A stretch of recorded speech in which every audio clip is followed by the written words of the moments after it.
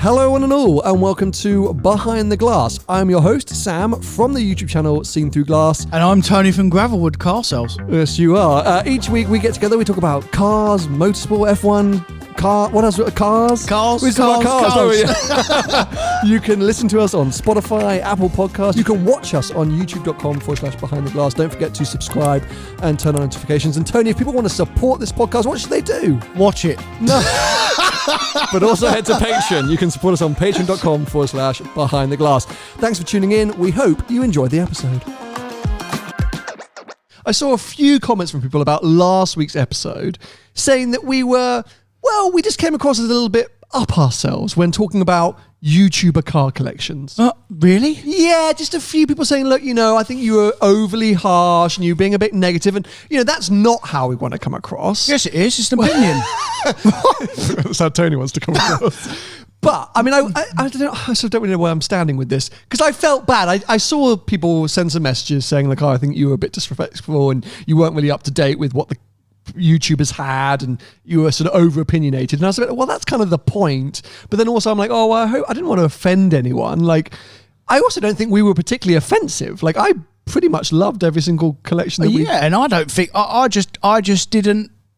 It wasn't for me. Some of the cars. I mean, which, if you've listened to any of our episodes ever before, especially the Rate My Ride episodes, is your selling point. I mean, that's just you. I don't like many things in general. And you say people, anything really. So, as I say, like I just wanted to say I'm sorry if I upset any fellow YouTubers. Not that I'm sure we did, because I know most of them, and I think they would have understood what we were doing. And I just don't think we were being offensive. So I'm sort of apologising. And also not. What you're doing is, mate, you're addressing the situation. What it is you understand there may be some ill feeling, and you're admitting to that. You're just addressing that, and we take it on board. Absolutely. He will listen more than me. But we're taking it on board. Thank you very much. Yes, and essentially, we always appreciate the feedback. We read all the comments, Patreon, the messages that come through, the emails. We read all of it, and we do really take it on board. And I think you've hit the nail on the head there, Tony. Thank you for taking the words out of my mind and expressing them perfectly. Well, I might need 10 minutes. I might need to help you this week. You're a bit behind, and you're still jet lagged. I am jet lagged. If you don't know... You're not brown. I don't know why you're so obsessed with it. Everyone, look, he's been on holiday for a week in a beautiful country, by the way, and I'm browner than him. I've been here in the cold. Nothing's happened. So if you don't know, last week I went off to the Maldives for a very delayed honeymoon with my wife, Vicky. It was fantastic. We obviously got married last year. We weren't able to take a honeymoon because of all the COVID restrictions. So we've been waiting. We finally were able to go. And yeah, what an incredible place to go. Yeah. Kind of the perfect place to go for a honeymoon, because it takes about forever to get there. And then once you're there, you just feel like you're just completely disconnected from the rest of the world. Which is perfect for, and I think you're right. I think it's literally probably the perfect place to go for a honeymoon. That's it. Yeah. I mean, there's not a lot to do. No. Apart from stare at the person you're with. No. So don't go if you don't like the person you're with. But no, it was fantastic. And it was baking hot. And for some reason, I think you were expecting me to walk in here looking, I don't know what, like, I think of a really tanned, like Noah Schwartz, like Donald Trump. I think you expect me to come here like orange. But this is me. This is me tanned. Also, I don't really like sunbathing. Yeah, but just, mate, if you're in a hot country, I mean, you would just walk. I mean, you sent me pictures half naked, not like in that respect. Hold on a second. You had shorts and that on, and then you're still white, mate. I mean, nothing's happened to you. But we're in this kind of like amazing oval water villa, and I have this nice day bed in the shade, and that's where I just. He's in the shade all week. Yeah, I can tell. It's not a competition of who can get more tan. It's trying to protect the longevity of my skin life. I was creamed up, factor 50, sitting in the shade. Was you really? Loving life, yeah. There was a time in my life where I used to import sun cream from Japan. No, because they're whiter. Because more sensitive skin. More sensitive skin. Yeah. So factor 75+ is really hard to get in Europe, but they had it in Japan. So I used to buy 75+. But wait a minute. But Japan's not hot, no? It's very hot. Very hot areas, very hot parts. Yeah, absolutely. But is it not more overcast and smog and horrible? No, I think Tokyo is because of pollution. Right. But they've got some amazing beach and islands and things like that. You've been there, yeah? Yeah. I love Japan. So shout out for Japanese sun cream. Anyway, I don't know what we've been talking about the last 5 minutes. Let's bring it back on trend. To cars. To cars, exactly. So, whilst I was away, you put something very interesting into the group that you, I, and Paul Wallace have, which was, lads, what do we think the best car in the world is? Yeah. And it was a great question, and it's basically what we're going to be discussing today. So, the main topic for today is just that. What is the greatest car in the world? Now, I did put this to the patrons. I've got a load of great suggestions for them. I added some criteria. I hope I haven't messed up. No, because there is no wrong or right answer to this. Again, this is an opinion. I've based it around some parameters as well in my head. Okay. So well, let's come back to that because we've got a bit of news to discuss before we get into it. But I wanted to tease at least the main topic. Now, usually I would reserve this chat for the F1 special podcast with Paul Wallace after the checkered flag. That will be coming back. In March. Very soon around testing. But I'm just salivating at the mouth to talk about some of the new car launches we've had. So by the time this episode goes out, more cars will have been revealed. But up until today, we've had the Haas, we had the Aston Martin, the McLaren, the Red Bull, and just now, the Alfa Tauri. Oh, I haven't seen that one yet. Okay, I mean, it's basically last year's with a bit more blue. Right.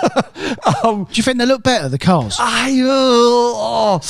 It's amazing, isn't it, when F1 makes these big changes, how quickly the old cars look outdated. Yeah. So I do think the new cars look cool. I think they look a bit odd on track. I think they look very IndyCar on track. We've only seen some of the pictures of the Aston Martin during the filming day, with very high nose height and ride height in general. Like, they do take a little bit of getting used to, but in general, they look mega. Yeah. It'd be interesting, I'd said it to you, it'd be interesting to see how much faster or slower they're going to be. And you made a good point, actually, where even initially, if they're not quite as quick as the last car, because less downforce, right? Less downforce, more weight. They're massively heavier. But you're quite right. The engineers will figure out a way, and it wouldn't surprise me. You're right, if I think they end up being faster. Yeah, they were expecting the cars to be 2 to 3 seconds a lap slower, I think. By the end of last year, with all the simulations, people were saying that they think the cars are going to be pretty much the same speed. Unbelievable. So we'll see. Yeah, the first few races, maybe they'll be a little bit slower, but for sure, I would expect them to catch up and maybe even be quicker at some tracks. But it's very exciting. Of those four that we've seen, or you haven't seen AlphaTauri, have you? But Haas, Aston and Red Bull and McLaren. Well, initially I said McLaren, but I forgot about the Aston Martin. It's very good looking. Yeah, I do think at the moment the Aston Martin, but I do like the McLaren. The only thing I don't like about the McLaren is the little bit of blue in it. Why agree. Have they put that in? I agree. Get rid of the blue and just have the grey, black and the orange. There was a cut, I think. What's all that about? Why have they done that, mate? There'll be a sponsor, won't there? There'll be some, fine. kind of sponsor will be, I guess, will be saying bring in the blue. But I think it was 1998 or 1999, there was a team called Arrows, and they were sponsored by Orange, the mobile phone network, and it was a similar orange and black livery, and it was some of the coolest livery cars, I think, that Formula One had, and if McLaren had gone that route, it would have been stunning. So I agree, the blue's a bit off. I'm not really sure about it in general, I'm a bit hit and miss. The Aston Martin, I think, is unbelievable, and is what Aston should have been as a livery from day one. Fair enough. Much better green, and it's brought in the AMR green and all those different elements. The Haas, it's basically the exact same livery as last year, so bore off. And the Red Bull, we've seen nothing. I mean, apart from the additional sponsor, the livery's pretty much the same, and it was on a 2022 mock-up car. It wasn't even their real car. So and they've got some more money as well. Big sponsor, that is. Big sponsor from Oracle. So you originally told me it was $100 million sponsor. Per year. And it is per year, because originally when we spoke, I thought it would be over 3 or 4 years, as are normally what they are, but it is $100 million per year, which is 75 million quid, roughly. Yeah, I mean, they've been in Formula One as sponsors for a long time, and I think Oracle sponsored Benetton when Jos Verstappen was driving there back in the mid-90s. So quite cool if Jos was driving an Oracle-sponsored car and now Max is. That's quite a cool little story. But big money. I mean, there's so much sort of anticipation, I think, for this new season. Lots to get excited about. But yeah, so far, I think the Aston has won the kind of looks, just based on looks. Who knows how it's going to perform? Yeah, and I'm not an expert, but for those of you who don't know what Oracle is, it is a data company, right? Yes. It's I don't know a great deal, but I think it's a rival to Amazon Web Services, something of that sort of sort. So, just compiling and... It's not the finance company. No. I made that joke. I was like, is it Oracle Car Finance? They've done well. That's a big logo placement for Oracle Car Finance. Yeah. Anyway, so let's wait and see. Just on Aston Martin for 2 seconds, did you see that Lawrence Stroll, I guess maybe it was at that launch or in general, has come out with, I think, an excitingly punchy sort of statement about the Aston Martin road cars moving forward, essentially slating what we've been slating forever, which was the old management company's agreement to run the old Merc tech. And he's come out being like, how can we have luxury sports cars with 3-year-old Merc tech and no touch screens? It's not 3-year-old, mate. It's 7-year-old. Well, there you go. Yeah. I was like, go on, Lawrence. So I laugh. Maybe he's been listening to the podcast. Lawrence, what's up? How's it going? Sponsorship, please. Yeah, but basically slating the current lineup, being like, we need new suspension, we need new gearbox, we need new infotainment system. Like, it's all crap. We're gonna update it. And I love his bullishness. Oh, if he's fine. I mean, if he's got it, and I mean, if he gets it. And he's going to have to put some money in, by the way, because they don't make any money. I think he's got some. I think you're absolutely right. But if he's going to have a real go, then at last Aston Martin will be able to cash checks that they've been writing. We hope so. So yeah, watch this space. I just think he's just. I'm kind of obsessed with him in a weird kind of way. Now I'm just bringing up this list here because the Alfa Romeo Tonale. Did you see this launch? I don't know why I say it into the Mexican accent. Is that the little compact SUV thing? It's a Range Rover Evoque rival. Oh, is it? Yeah, so it's a little baby SUV, which apparently is this growing segment. And maybe you know more about this than I do, but apparently a really booming segment. It's the kind of mini Audi Q3, Evoque. I don't know what else would be in that. It's always been booming. Has it? It's the Macan. XC40. No, it's smaller. It's one smaller. It's just below that. Okay, fine. I mean, a Macan...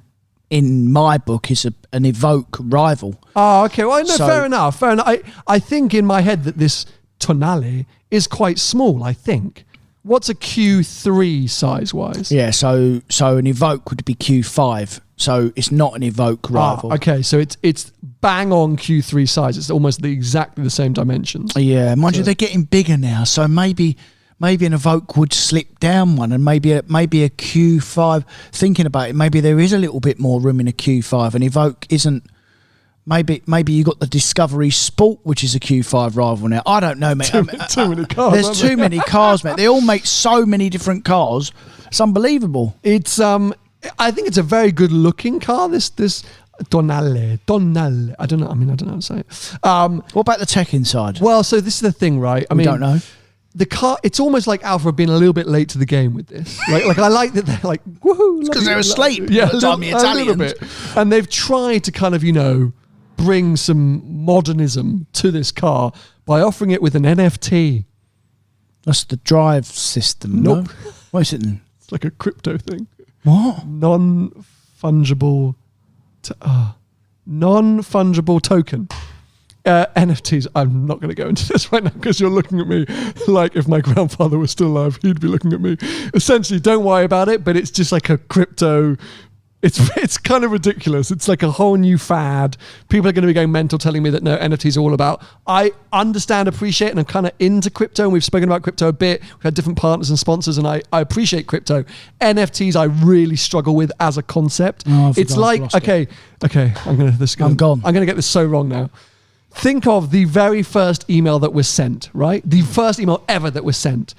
How do you kind of declare ownership of that, like art? So like an original Mona Lisa or some Picasso, we know where the original is. There's a value associated with it. We know who owns it. We can chase the history of it, etc. Of course, there are thousands of copies, but the original inherently is valuable. NFTs are kind of, and correct me if I'm wrong here, crypto people, setting out to do that, to give ownership over digital assets. These can be new or old, but yeah. Oh, I've got an example. So this is basically, for an example, I might be wrong, but correct me. Is this like that Charlie bit my finger and it was bought and taken off of YouTube? Yes. Because it was an original there art. You go. Right, yes. Okay, fine. Yes. Yeah. That's basically it. So I don't know what the NFT is to do with the Tonale, and as I say, like, I've probably got some of that wrong, and feel free to correct me in the comment section, but I'm all for crypto, NFTs. I'm just like, come on, Alpha. So anyway, it's got a built-in Amazon Alexa assistant, apparently. That's the big seller that they've done. And apart from that, what's it said? Tonale has all the technology you would expect in a premium SUV. A digital 12.3-inch screen plus a 10.25-inch touchscreen with a customizable home screen, Apple CarPlay, Android Auto, over-the-air updates, and driver assist. I mean, they have updated it then.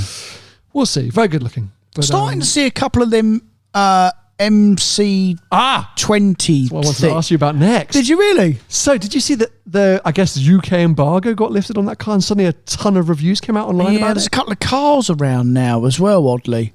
All of the journalists loved it. Yeah. I mean, they all went mental. I mean, every single review was like, this is the best car in the world. I still feel iffy about it.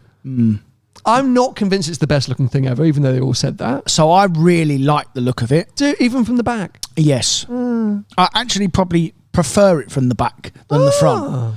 So I really like the look of it. I've seen one in the flesh as well. So I really like the look of it. I've actually seen one on the road as well. Okay. Seen one driving around. Got good presence? Yes. Like, oh my God, what's that presence? And then you realise, oh, it's the new Maserati. Okay. I think it's too much money for what it is. 200 grand plus, one spec. Are they? Yep, easy. I know one. Right. I know one delivered at 214. Right. Okay. Which probably makes sense than being on the market at like 20 or 30 over. Then so they're 190 list. Yeah, plus options. But as far as I knew, you couldn't put loads and loads of options on them. They were fairly well kitted.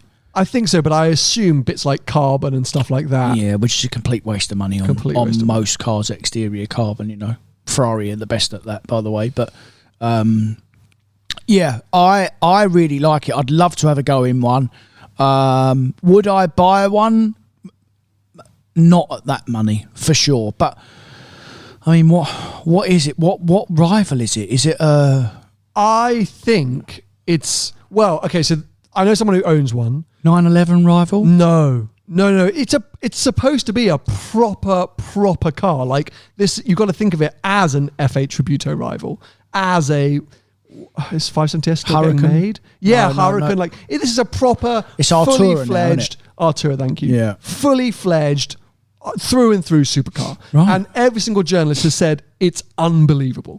They all love it. So this isn't Maserati, lol, like we forgot about Maserati. This is supposed to be a proper bit of kit. Yeah. And so think of it as you say, here you go. So according to Autocar, they are saying that their rivals are F8 Tributo, the MC20 joins a vast array of mid-engined alternatives from the Audi R8 and the Emira to the Huracan, the McLaren Artura, and all the way to the Ferrari F8 Tributo.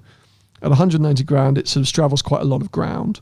So yeah, I mean, I actually am going to be driving one in a month or so. So I'm intrigued. I'm not that excited, weirdly. Do you know why? Because of the sound. It's a V6, I know. Is it hybrid cars? Is there any hybrid in it? Or is it just a 600? It's not. It's a turbocharged V6, but it's only a 3 litre and it's very muted. Right. It's very, very muted. Right. As all modern. Yeah, as all modern cars are. But I sort of think inside and out. So we'll see. I mean, we'll see, but it's been getting absolutely incredible reviews. Yeah, fair enough. Anyway, let's move on then to our main topic of the day. And I'm going to bring up our Patreon page because I say so many great patrons have put forward some pretty interesting suggestions for what is today's greatest car on earth.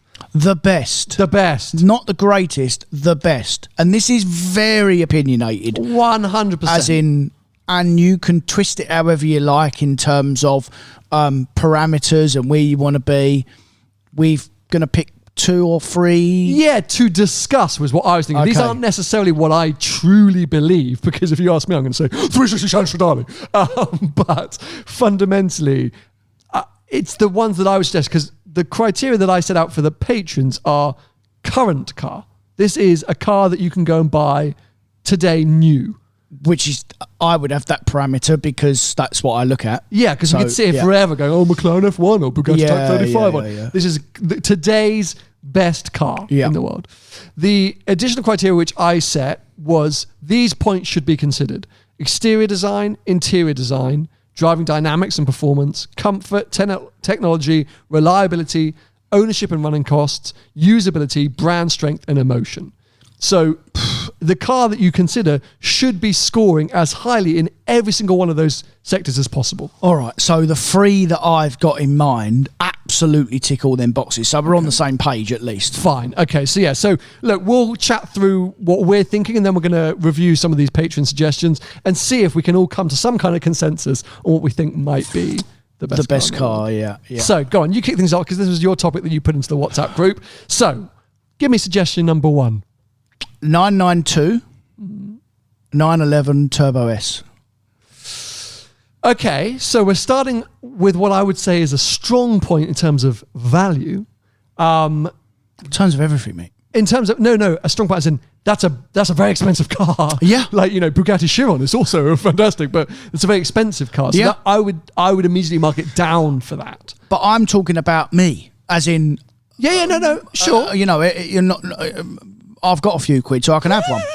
So you know what I mean? So okay. Immediately, I'm marking this down for a few reasons. So yes, money.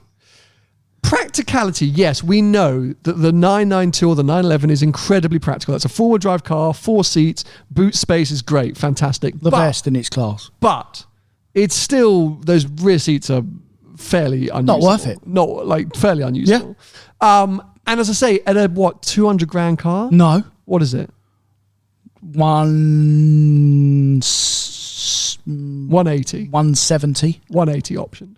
I know because I spec one up online. You'd put a lot of but you could probably picked a PTS green and of course, and a silly tan interior. But 170 will get you a nice spec. Okay, they're on the internet at 2 years old at 180 and that. But if you're going on list price spec, they're about 170. Okay, so why Turbo S and not a GT3 or just a Carrera GTS? Because the Turbo S just is more than a GTS.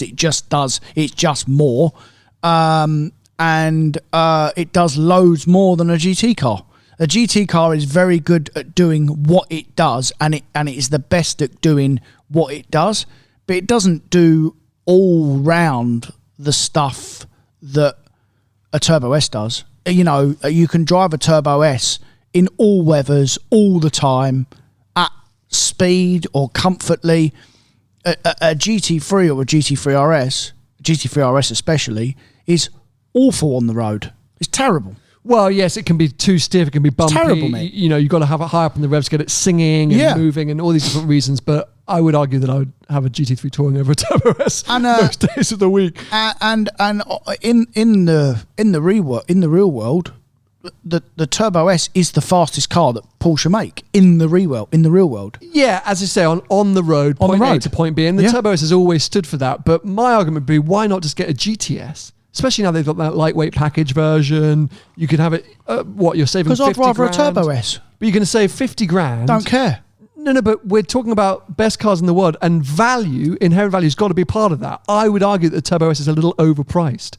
Look at its competitors. I would argue it's very cheap. Well, no, because I think a GTS would give you 75% of the experience of a Turbo S. It's not 100 though, is it, mate? No, but 75% of the experience, but for 30, 40 grand less, and as a best car in the world, that I think there's inherently more value. Like a fully spec'd up new GTS, it's like 130 grand, or 135 grand, and that I think is more value, has more inherent value than a Turbo S, which is starting to be a bit more. But when you talk about value, okay, the initial outlay on a Turbo S is more than a 135 grand GTS. Well, there used to be 100 grand 3 years ago. I mean, if you got car for car, your money's safer in a Turbo S at the moment, for sure.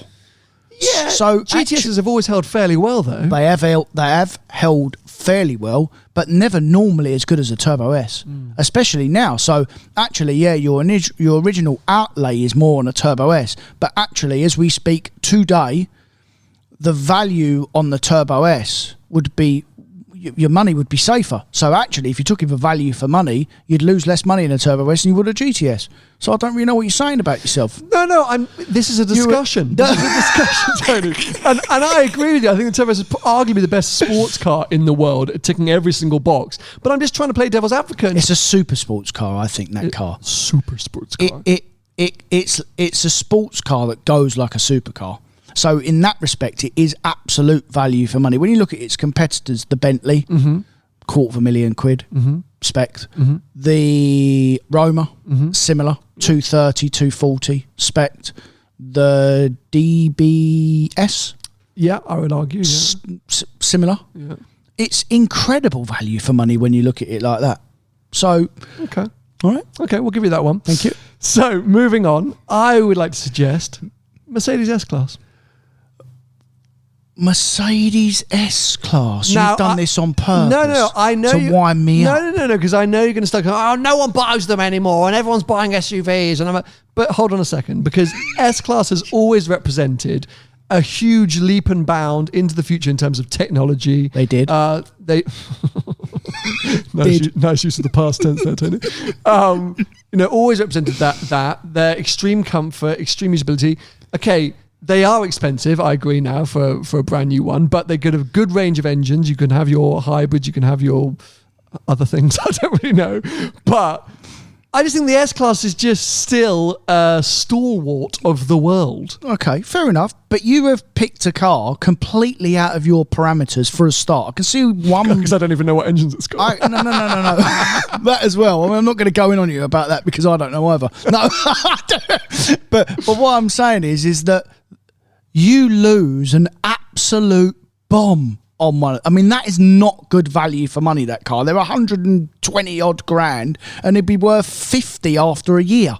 I mean, that is not good. That is out, mate. I mean, you set these parameters. That is a joke. Yeah.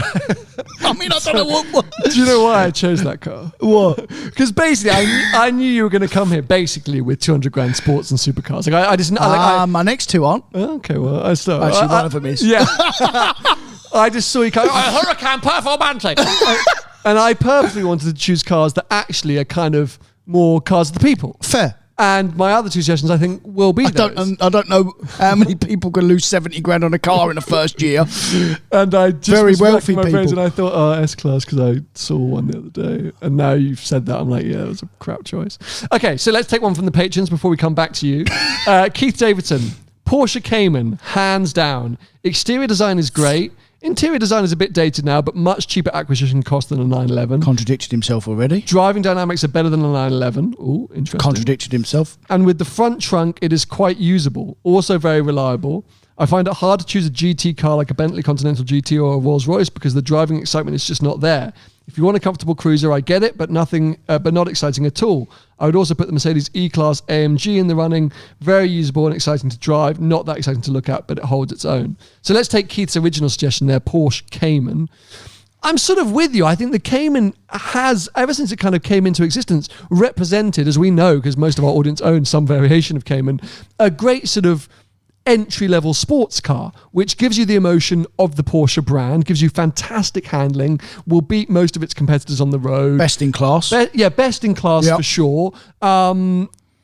Relatively good running cost, all those kind of things. I'm looking back at the sort of especially criteria. The turbocharged, especially the 2.5, the turbocharged engine. He's right that the interior design is a bit dated now, but it's still functional. It's still a nice place to be.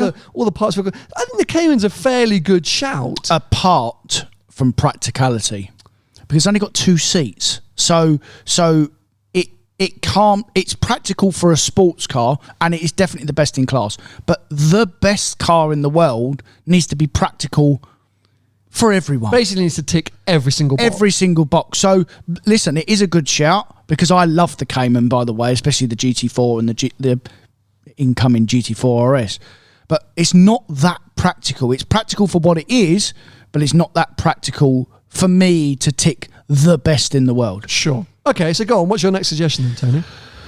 Lamborghini Urus. Oh, piss off. What? What? I told you, I knew you were going to come in here with all these... But give me a counter argument of why it's not. Range Rover Vogue. The new Range Rover. What do you mean? The new Range Rover. What is better? Yeah. Well, it's not, is it? Why not? Because dynamically it won't be better. Dynamically, but you mean in terms of attacking a road? I mean everything, mate. But the whole you have to consider everything. I am. How it makes you feel. Yes. The noise. Yes. I mean, who wants to drive down the road? I mean, I drive one every day. Hold on a second, Tony, because you drive a Range Rover every day. You have sat here and talked about how an electric Range Rover will be the future and it makes total sense and you waft and you cruise, and nothing quite feels like a Range Rover when you're sitting there and wafting along. And driving dynamics and performance, yes, play a part of it, but you can have an equally enjoyable...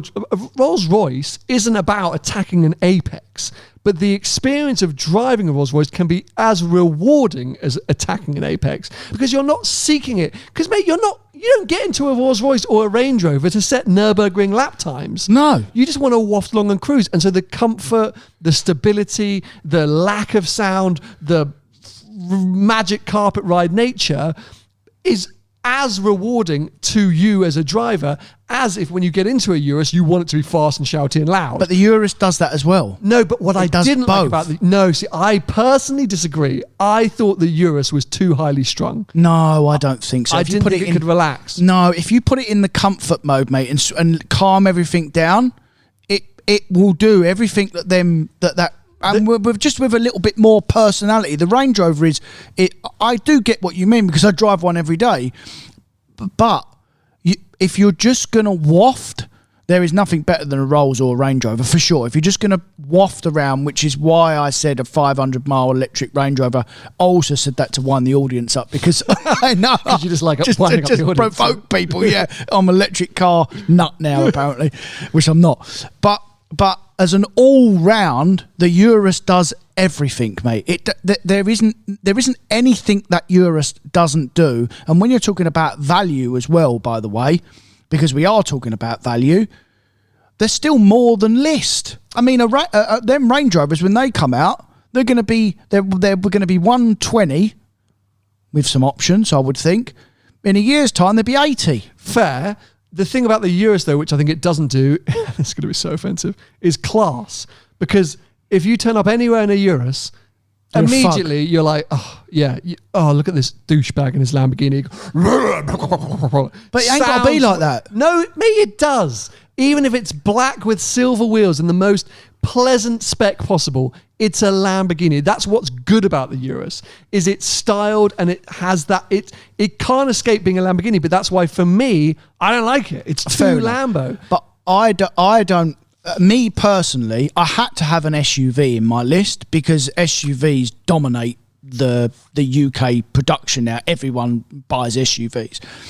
And that is the best SUV you can buy. It just is simple as that. To do everything, it is the best one. To what tick about the all Bentayga? the boxes. Very good. No, so I would say Bentayga. So Range Rover was my shout, right? Yeah. But if we're talking about SUVs, Bentayga offers more in terms of our criteria than a Urus. No. Because a Bentayga can still be very, very capable on a twisty road. It's not though. No, but it can be enough. It can be as, and it's We're so talking much about more the best. luxurious. The best. A Bentayga isn't the best at driving down. You go to Bentayga and I go to Urus. I'll see you next week. But its comfort, Brilliant. Everything is way better than the Urus. So as you're doing your scale of going through our criteria, well, that gets 10, that gets 9, that gets 7, that is... The Bentley will score higher across the board than a Urus because the Urus will let itself down with, in my opinion, the looks, but other things, running costs, loudness. Running costs are the same. Are you joking? No, Lamborghinis are more expensive. Loads cheaper. I'll give you a really good example about that. Bentley, you got service every year. All Lamborghini Uruses now come with a 4-year service plan. So there's no service cost. We can keep going if you want. No. But okay, fine, whatever. Interior design, usability. Bentley's way better again for comfort, but also style. We can agree to disagree about that. Brand. Heritage you went to school value. in one. See, this is why you're so biased. I school in a Bentley. I wish I went to school in a Bentley. As turbo, we all know, one of them Turbo R things. As we all know, my dad owned Range Rovers forever. So you know that's not true. So you used to walk to school. You know what, what? My dad never had any reliability issues with any of his Range I Rovers. know. They just got nicked. Mine's been as good as gold as well. So Holosek says, because I'm sorry, I just don't think you can say the Urus is the best car in the world. It might be like your favorite, but it's just too flawed in my opinion. Like, I didn't think it could cruise. I found it very just highly strung, as I say. So I think you're driving it the wrong mode, mate. I think it's more than comfortable cruising, and for me, I'm not saying it is the best car in the world, but I'm saying it's the best SUV in the world. Now, an SUV is one of the biggest markets in the UK, so it has got to be up there, which is what I'm saying. Okay, well, I personally would put the new Range Rover or the Bentayga over the Urus. Right. Personally. Fair. So back to Patreon. Simon Kidd agrees with you, Tony. He's saying, he's saying the 991.2 turbo. So we can't really classify that, Simon, because it's not actually it's not in production available. Yeah. He's gone on to list literally every single. I feel like maybe Simon owns a turbo because he's literally sent me a list of like 15 points. But the 992 is just an improvement to that. I mean, but a big improvement. It's a huge improvement. I had underestimated and forgotten how much of an improvement it is. I agree, mate. When I drove 992 for the first time, and I've always been a little sort of slightly critical of 992 because I love the 991.2 generation. Yeah. I spent a year driving one around the world and I've always obsessed over them. And when I drove it for the first time, it's when I was fully in love with 991.2 and I owned it. So I was a bit like, oh, it's big, it's fat, it's too bendy. But having just done that trip down to Austria in the 992 Carrera, I'm like, oh my God, I want one so badly. Yeah. I just want one. They're a great car. I want a GTS. It's a bit, how long do you think it takes to order a new Porsche these days? Oh, a year. A year, right? I would have thought so, and are you a bit of a nutter to order a new GTS from factory? That's a bit unnecessary, isn't it? Well, everyone does, mate. And that, like you said earlier on, they don't lose loads of money. I mean, the only problem is now is that cars in general are getting a little bit expensive now. I mean, you go back a generation or two on a GTS, they were 95 grand spec'd. They're now 135. Yeah, it's a lot of money. I mean, it's a lot more. It is a lot more car. Obviously, it is a better car, but flipping hell, I mean, it's another 30 or 40% more. It's a chunk of it's cash. A lot, mate. And for me in my life, so I read a really interesting article that came out on Piston Heads, I think, which was F-Type R versus 992 Carrera 4 GTS. Yeah. And they said, of course, the 911 is a better car, but the difference between the two is much smaller than it used to be in previous generations. Yeah. And what the F-Type offers, which I know, is the characters, the personality. The 992 is very serious. It's good because of that. As all Porsches are, Porsches are. Yeah. So, I've still got there's a big update coming to the main channel soon about F-Types and things like that. And I sit there and after that experience in Austria, I'm like, I kind of want a 992. Have you bought a car yet, by the way? New Daily? Yeah. Yeah, collecting it tomorrow. Have you announced it? No, that's next week. Okay. So, Chris Brown. Can't say I've driven the newer shape, but I'm going to throw the Audi R8 in there. Reliable, comfy. When you want it to be, packs a punch, but when you put your foot down. Sorry, reliable and comfy, but when you want it, it packs a punch. The sound of the V10 is unreal to me. Interior-wise, it's very good. It's simple. It's not over-engineered. The R8 holds such a cool rep. I don't know if I agree about R8. I mean, it's always represented as sort of a pretty iconic supercar, fairly accessible, theoretically accessible. Well, and affordable. It's a budget supercar if you're going to look at it in that respect, and for that reason, it is very good. But it can't be the best car. I mean, I haven't got supercar in my list because they're good at like one or two things, and they're very good. They are the best at one or two things, but they're not the best at everything, mate. So if I had to pick a supercar and it had to be in the list, it didn't have to be the best at everything, I'd have like a Pista Spider or an 812 GTS or something Larry like I think if you're going to pick a supercar, as you say, fundamentally a flawed car, I wouldn't pick the R8 necessarily. No. Don't know what I'd pick, but I wouldn't pick the R8. Yeah. So. Sorry, Chris.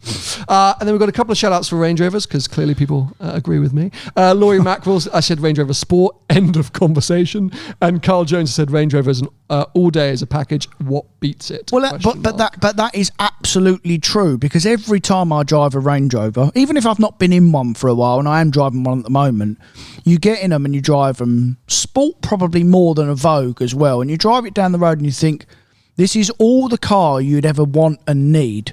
But in our parameters, it's not the best car because it doesn't tick every single box, you know? Like, it is still a big SUV that actually, if you showed it a corner, it just does actually go straight. So, give us your third and final suggestion for this title of best car in the world. M5 Comp. So Ben Clutterbank here has agreed with you with an M5 shout. It has to go in there. It's hard to disagree with you. We've been M5 and M5 Comp fans on this podcast, I mean, since it came out. Yeah. It's a fantastic car. Could you argue that maybe the interior is a bit dated now, that it's a little bit behind on the times? It's been out for a while now, that M5. We've seen new E-Class, new E63s. We've seen new RS6s in that time. Okay, fine, you've got the M5 They just don't drive like the M5, mate. I mean, they are very good, and I could have picked either one of them three. But the M5 just, for me, dynamically, just drives a little. And the RS6 was right up there as well, by the way, because that is a very, very, very good car. And arguably, if we were saying estate cars, I would say it is the best estate car. But I had to think a little bit more out the box. And if you're driving it dynamically, whether we like it or not, the M5 is just a little bit better dynamically. So what are its weak points then? Because it must let itself down somewhere. Well, I'm not sure, mate. I mean, maybe it's weight if you're going to be but then, like, who cares about that? But you're really focusing on dynamics again at that point. Again, like there isn't... Okay, the boot is still huge, but, you know, if they've done an estate version, then, you know, it would be right up there. But there isn't... It does everything, mate. So, absolutely everything. But you're right. So maybe that's where it lets itself down, is the fact that it's a saloon. I mean, if we're really nitpicking here, we're trying to find reasons why it's not. Because I agree with you. I think it's very hard to knock it off that sort of maybe the tech. Mantle, maybe you're right with the tech. Maybe, you know, just in general, maybe it's a little bit behind on the sort of times now, because it's 3 years old. There's going to be a new one at some point. There'll be a facelift and a new car. Yeah. And I think they have just facelifted it actually. But yeah, in general, like, I mean, especially this last shape M5, it's really kicked on from the old car. I mean, the old car was very good. M cars are always very good, but they always like just do something for me driving wise over the other two German brands, the Merc and the Audi, just in the way it's just a little bit more focused, and for a big car it's bloody brilliant.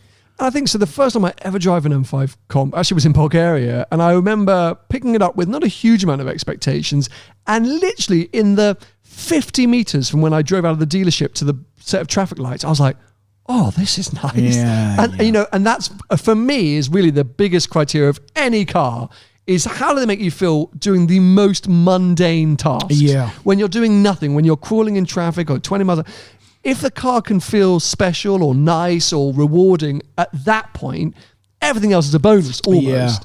And yeah, that car did it, and you wouldn't necessarily expect it from a big, hunking great German saloon car, but... What I also do like about BMWs, although the tech might be a little bit dated, it is very easy to use especially compared to the Merc.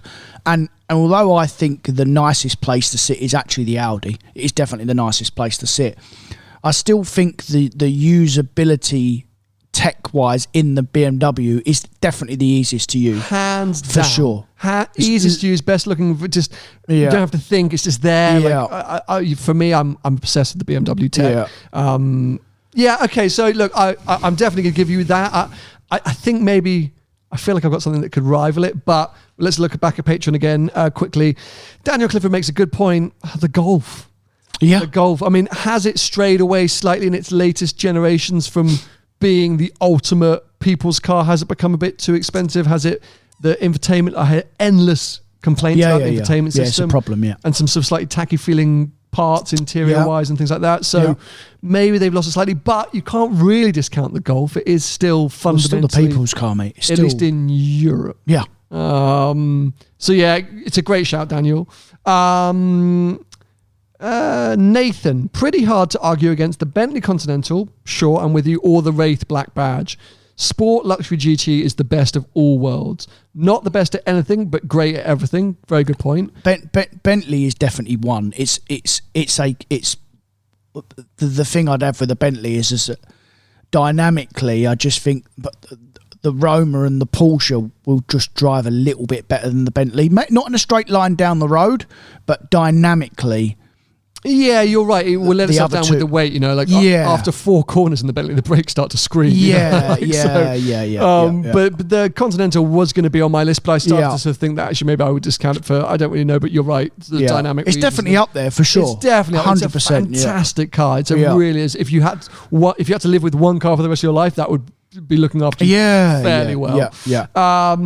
Christophe Cagnon. I think that's a French name. Sorry, Christophe, if I'm pronouncing that incorrectly. I'd most likely always go for a Rolls-Royce Wraith. Another shout for the Wraith. The Wraith has been a popular suggestion from the patrons. Yeah, I can understand why. I like a Wraith. But you know what? For me, every time Rolls-Royce lets itself down with its buttons. Yeah. And that sounds like a weird thing to say, but I've said it so many times on the main channel and here on the podcast. It's supposed to be the best of the best of the best, the ultimate in luxury and sophistication and class and engineering and everything. And okay, they've nicked that BMW tech, which we say we love, so we know that works. Yeah. And the car drives fantastically. But then you go to sort of push the window button, and it literally feels and looks like a £2.99 button from Argos. Yeah. It's like an old BMW button. Really? From like 1992. Yeah, I know. I don't know why they let themselves down so much with some of the switch gear. And it sounds like a sort of inconsequential thing, but it's not. It really makes it. No, I agree. As an experience, you're suddenly like, oh, this feels cheap, and the car's not. And the Wraith, you're right, seems like a fantastic solution for all these things. Looks, dynamics, everything. But then you get in and you're like, oh, hold on a second. Actually, the Continental GT is better. Yeah, you're spot on. Yeah. Just going through a few others before I jump in with my final suggestion. Colin McFadden, in terms of the best car for most people, how about the Volvo XC40? I mean, I'm so with you. Yeah. I actually love the Volvo XC40. Very good car. Fantastic. And actually, just to follow up with the Volvo trend, Sam Wyatt with the Volvo XC60 and Mel Can with the Volvo V60 Polestar engineered.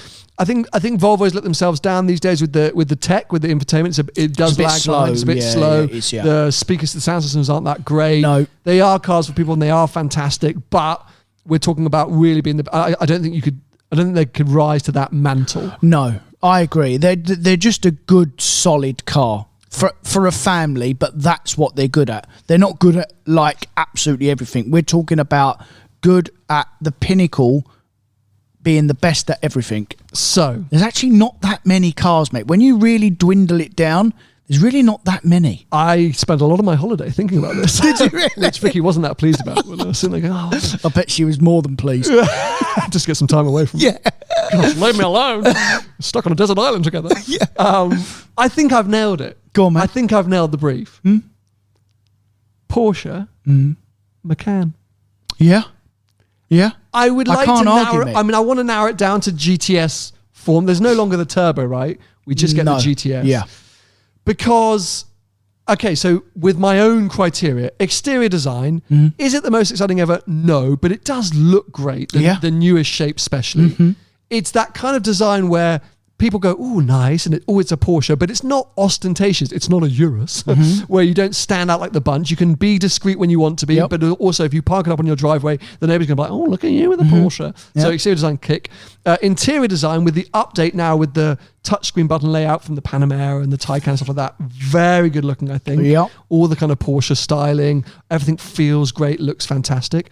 Driving dynamics and performance, as we know, the latest GTS, really good. Macan's always been best in class. Very good. Comfort, absolutely there, 100%. Technology, the latest Porsche tech is fantastic. Reliability, you answer that one for me. No. Bang on, right? Yeah. Ownership and running costs. Yeah, okay. They've held their money unbelievably well over the years, Macan, especially GTS and things like that. Usability, not many situations where you can't use a Macan. And I would even go out there and say that if you inadvertently ended up or invited on a sports car drive, okay, not a supercar drive, you could be a solid support car and you wouldn't be that far behind in a Macan. I'd agree. Usability, everything. Can I ask you a question? Go on. Why haven't I bought one? No, you're absolutely bang on. As in, what I mean is that everything you've said is spot on. Yeah, why haven't you bought one? Because Tony knows that's not my next daily, so I'll reveal that all to you as well. I don't think many of you will be surprised, because whilst all of this is correct, for me, that makes it too predictable. Right. But then it's not the best then. Because I completely agree with you. Do you know what that is? It's like the golf. It just does everything really, really well. It's 10 out of 10 on everything except... There's a little bit missing. Like emotion or... A tiny little bit missing. And that's why it's not the best. But I completely... Mate, I think the Macan is a real... And actually, I'm surprised I never thought about it. Because, like... As well, if you look at affordability as well, everyone can afford a Macan. In general, you know, if you've got 50 or 60,000 quid to spend on a car, which in nowadays a lot of people have, it's definitely... It's a family car, a lot of you know, premium. Yeah, you're right. Premium. It's still a lot of money. It's a huge amount of money.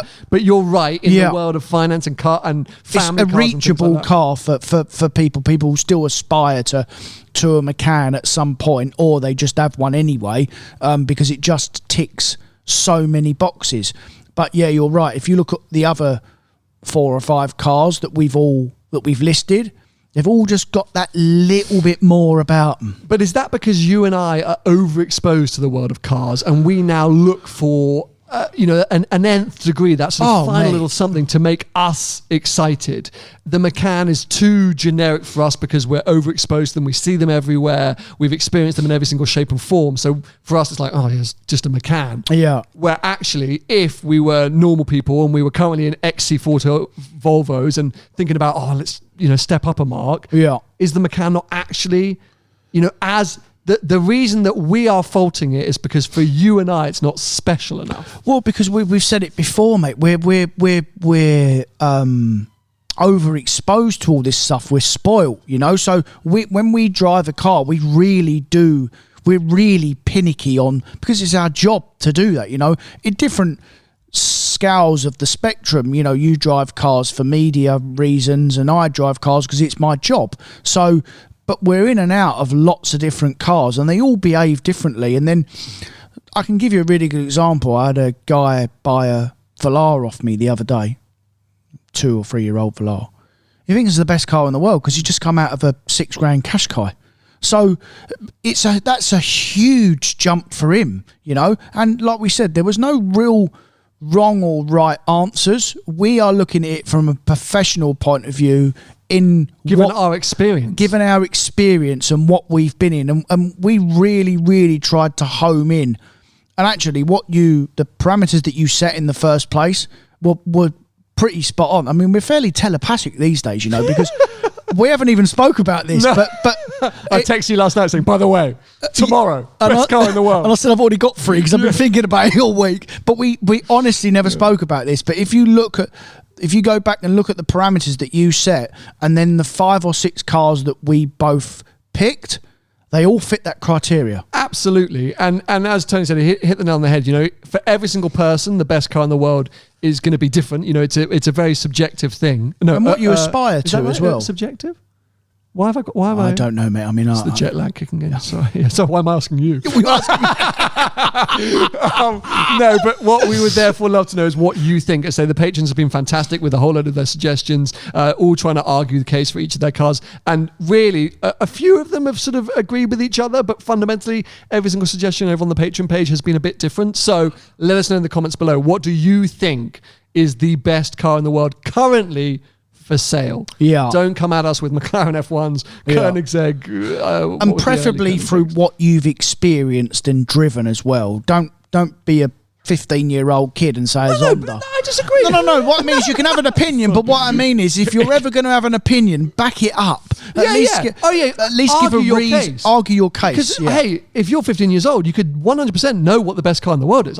That's totally fine. You have to. Absolutely, yeah. I've driven it, but argue your case. Yeah. What you're saying is don't literally just go into the comment section and spam it with Bugatti Chiron. Yeah. Like, tell us why. Why? And then also, hopefully, because this community is the best community on the internet, we'll all start a great discussion. And what I love and what happens on the Patreon page, but also every week here on the podcast, is people discuss amongst themselves. Little conversations break out in the comment section underneath these podcasts, at least over on YouTube, even on Twitter, it spills out. Yeah, of course. And that's the best thing about it. So yeah, get going, get typing away, and maybe next week we'll pick up on it and see what was most upvoted. Yeah, we don't do that very often. We should do that every now and then. Look back at comments. Go back in the comments and address some of them because we do read them all.